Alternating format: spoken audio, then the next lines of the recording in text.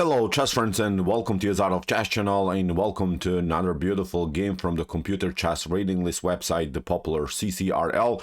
We have here Stormphrax against Stockfish 16 in an amazing Italian opening, the Giuoco Pianissimo, and again we'll see a completely new method introduced to us here by Stockfish with the black pieces, how to play the Italian game in a good way. And also what I really liked about this game is that again we'll see a thematic endgame, I think a very instructive endgame, how to win an endgame with the bishop and a knight against the rook. So a very specific, I would say, an endgame that bothers probably many players. I think Stockfish will show here the basic concept how to win this types of endgame. So let's dive now into this game with the white pieces. The Stormphrax engine opened with move e4, e5 by the fish, knight to f3, knight to c6, bishop to c4, the Italian game, Giuoco piano, after move c3, the classical variation, knight to f6, and after move d3, we have reached now the Giuoco pianissimo setup here. White is delaying the center move now, is preparing calcing, developing the knight, and pretty standard stuff, I would say, here for both sides. Stockfish castles, we have now the move a4. The threat is, of course, b4, and then maybe also to locking out down the bishop. So that's why Stockfish creates some breathing spaces for the dark square bishop and keeps it, of course, here very dangerous on this diagonal. Castling, we have d5 immediately, e takes d, knight takes d, and after rook to e1, hitting now this pawn. Stockfish pins the knight now. It's not allowing knight to e5 to happen. And okay, here Stormphrax plays also, I would say, a very nice positional idea. a5 neutralizes simply Stockfish queenside. There's simply no good control play anymore that's possible for black on this side of the board. We have now king to h8, preparing, of course, some stuff like f5. King to h8 is very important because you want, of course, to play freely with your knight somewhere, and then to play f5, but the bishop on c4 is, of course, very dangerous against the king on g8. We have bishop to g5, f6, bishop to h4, and now Stockfish shows a completely new concept, a completely new method in this position. I found some games in the database, also in the Lead Chess database, also in Grandmaster database. In chess history, for instance, knight from c to e7 has been played in a game played by Jeffrey Young against John Burke. Very, I would say, solid setup here for black. It's nothing spectacular. It's still good for black. You can play c6, fixing simply the structure. You can also reroute the knight on g6. Good move, I would say, here for black for sure. But you see now the differences in human chess, in AI chess. Here the fish is not tolerating any repositions, doesn't want to play a slow passive game. Stockfish immediately goes aggressively with the move g5, and that's the beauty about Stockfish games. It always shows us new opportunities, new attacking methods. Now after move bishop to g3, the fish jumps now on this beautiful square in f4 and basically forces a reaction by white, because white should not tolerate, of course, such an unpleasant knight on f4. That's why bishop takes f4, g takes f4. Now the fish has some attacking chances on the g file, but again, there is the issue. The bishop on c4 is very dangerous. It's not allowing some good moves like rook to g8 to happen. But let's see now how Stockfish will make something on the g file. We have knight from b to d2, bishop to a7, queen to c2. Stockfish plays queen to d7, and now knight to h4, trying to get this another knight into the game, maybe also kick away this bishop with f3. So good move also here, I would say, by white. Queen to g7. Stockfish occupies now the g file in a different way, because the rook cannot participate in the attack. That's why at least the queen is now dangerous on this file. So we have now queen to b3. We have f5 by the fish, and now after move knight to d from f to d to f3. Again, Stormphrax is relying simply on this power by the knight, where they can, of course, jump on beautiful scores in the center of the board, and it's, of course, attacking here the pawn on e5. Instead of this move knight to f3, what black could do is to move queen to b7, but actually, even in this scenario, Stockfish prepares always dirty traps.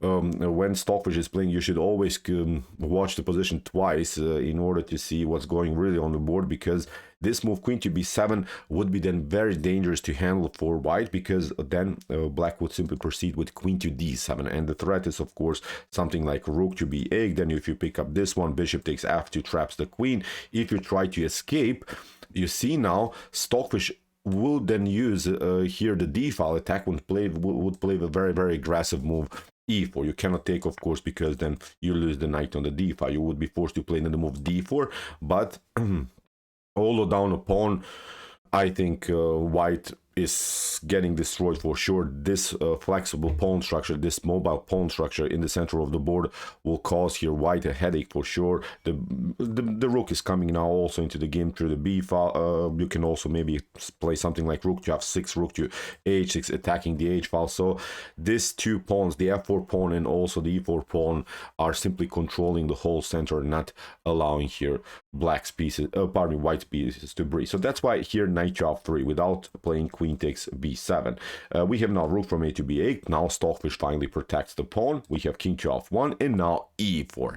The fish goes for the attack. Very, very aggressive move, and I think we can really agree that this is simply different kind of a chess. No repositions, no maneuvers of the pieces, simply direct attack here against the knight. D takes e4, played by Stormphrax, and now knight to e5. Stockfish uses now this beautiful square in order to somehow create damage, because white built really this good setup with the knights now, and Stockfish wants to do some, of course, something especially around the square g2. Here we have bishop to e6, Stockfish takes, knight takes f3, and now comes the stunner of the game. We have talked about the impossible move that Stockfish cannot play. It's of course the move rook to g8, but you can guess what the fish is doing. Stockfish plays now rook to g8 anyway. Stockfish is saying you're getting destroyed here around the square g2, allows here of course the bishop to g8 to happen. We have rook to g8, knight to h4, and now f3, simply putting more pressure here against this square g2. So far Stormphrax protected it with knight to h4, but now Stockfish is not allowing here white to breathe. Queen to e6, the queen is coming into the game. Stockfish takes. We have king to e2. Stormphrax escapes now from the g file attack, but now f takes e4.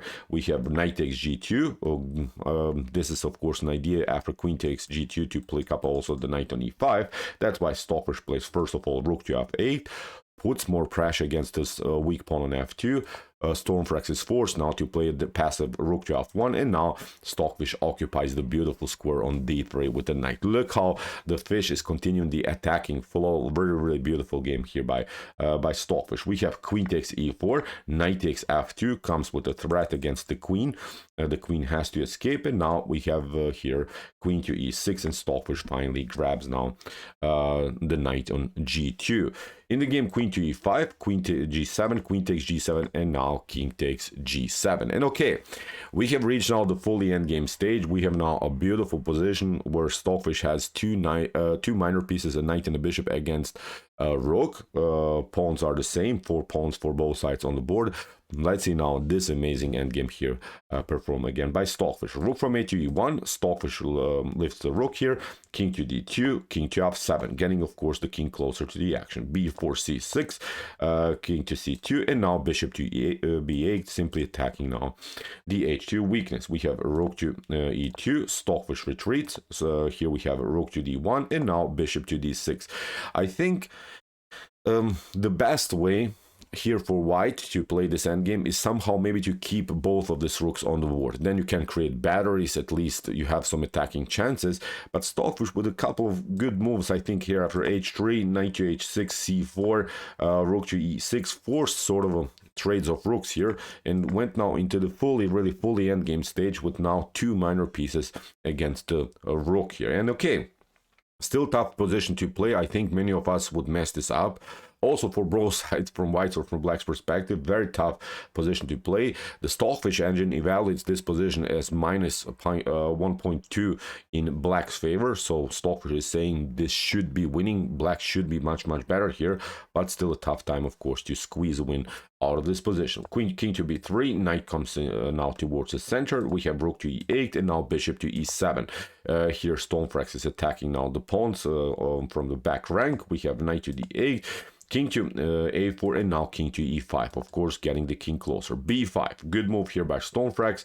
Knight to e6, we have now b takes c6, b takes c6, and now rook to h8. Rook to a6 leads into complications because of course, knight to c5. So see, Stockfish is doing some dirty tricks here against Stormphrax, so that's why rook to h8 has to be played here by white. We have now knight to f8 protecting everything, but the cool part is everything is glued together, everything is compact, everything is solid here in black's position. The pieces of black's playing in a good dependency here. The king is of course centralized, so still a good endgame of course here for Stockfish. Rook to g8, Stockfish pushes the pawn further, and now Stockfish shows actually how we should play this type of an endgame. What Stockfish is doing here, and I think it's a very nice pattern that you should memorize when you play maybe with this two minor piece against rook endgame. What Stockfish will try now to do is to protect now these two pawns with the bishop. Then they cannot be taken, of course, by the rook, and then we want to play more flexible with the knight. So the good setup, I would say, here is put your pawns on the same color squares that the bishop is covering, and then play flexibly with the knight all over the board. So this is now, I think, a good way here to proceed for black. King to b3, Stockfish goes further with the king, goes of course against the rook here, and now again centralizes the king, but also protects now the bishop. Rook to h5, bishop to f6, we have now knight to d7, we have rook to h7, king to e6, and now king to b4. This is now maybe even the first crucial mistake, I would say, here for Stormphrax.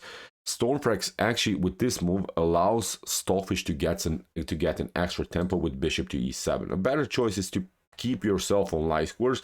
Then after something like king to d6, still I would say the game gets complicated, because as I mentioned, the bishop is protecting the pawn and the knight can be flexible all over the board. But okay, king to b4 allows here Stockfish to get an extra tempo. Stormphrax escapes, and now Stockfish goes active with the knight on c5. Rook to h5, king to d6, we have king to c2, and now knight to b7, simply hitting now also this weak pawn on a5. Here we have king to c3, Stockfish attacks now the pawn, gets the king of course towards the 8th rank, and again Stormphrax is trying to hold the position by delivering some checks of course on the 6th, 7th, and 8th rank. We have rook to h5, Stormphrax protects it, and now we have the finally this move c5, the move that I've talked about. The bishop is controlling now both of these pawns, is not allowing this pawn to be taken, and can play of course with the knight all over the board. We have rook to h6, knight takes a5, but also rook takes a6.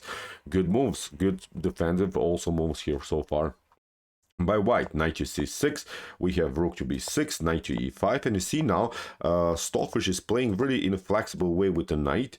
The bishop is controlling everything, puts now of course the knight on e5, hits now the pawn on c4, we have king to c3, and now knight to g6, king to d3, knight to f4, we have king to e3, and now knight to h3.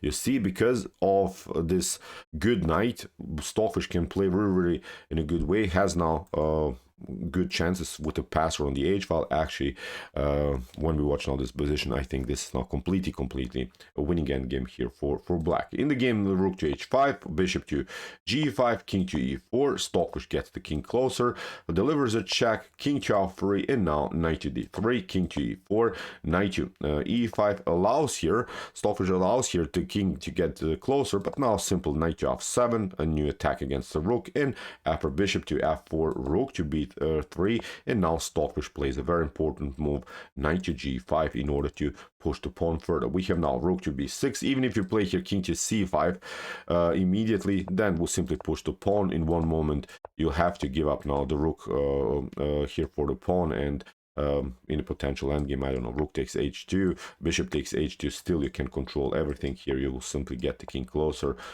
It's not possible here to promote the pawn. So here, after knight to g5, we have now rook to b6, king to f5, rook to h6, and now Stockfish.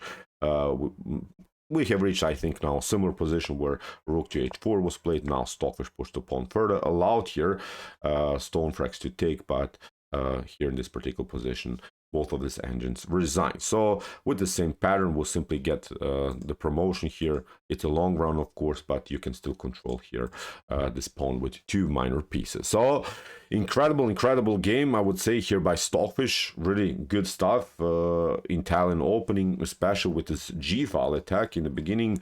I think very nice new method how to proceed. Let's go back to the opening stage. Very, very good moves here, g5, and then cementing the position on f4, then trying to do something on the g file. We saw that Stormphrax had a tough time to defend the position. So okay, I hope that you enjoyed this game. I really enjoyed it a lot, because we have seen again new ideas in the Italian game.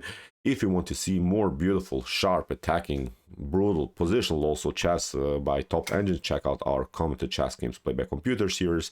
Here's the link of our playlist, and if you like this content, hit the subscribe button. See you soon with some more videos, and what do we say in the end?